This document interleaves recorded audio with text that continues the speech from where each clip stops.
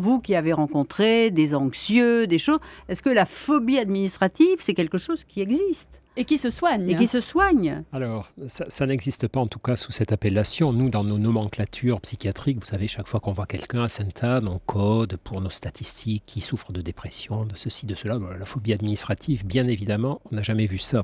Et pour cause, ça n'existe pas sous forme de phobie. On a parfois des personnes qui ont ce qu'on appelle une procrastination, une tendance à procrastiner, c'est-à-dire tout ce qui les emmerde, en gros, tout ce qui est compliqué, tout ce qui est pesant, hop, on fera ça C'est demain. ça, il ne déclarait pas ses revenus, c'était surtout ça son problème. Oui, oui, oui. C'est même Faire pas l'année d'après. c'est vrai, c'est même pas qu'il payait pas, c'est qu'il remplissait pas la feuille. Mais dans son cas, c'est un peu compliqué. Et dans son cas, alors c'est ennuyeux pour un médecin de tirer sur l'ambulance comme ça. Je pense qu'il n'est pas en très bon état actuellement parce qu'il est pris la main dans le sac de manière répétitive. Et chaque fois qu'il se défend, il ment à nouveau. Donc on le coince de plus en plus. C'est un peu triste, mais quand même, il faut bien dire les choses.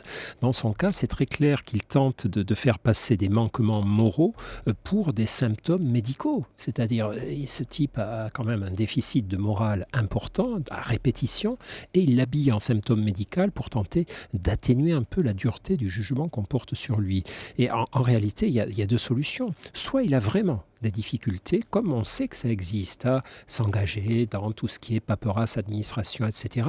Dans ce cas, un, il faut qu'il fasse se soigner, qu'il aille se faire soigner, et deux, il ne faut pas s'engager dans une carrière de député, accepter un portefeuille ministériel, parce que là, on a des tonnes de paperasse et des premières... Soit il ne l'a pas, et dans ce cas, c'est un mensonge, et une fois de plus, une faute morale. On n'est pas dans la psychologie, là, on est dans la morale.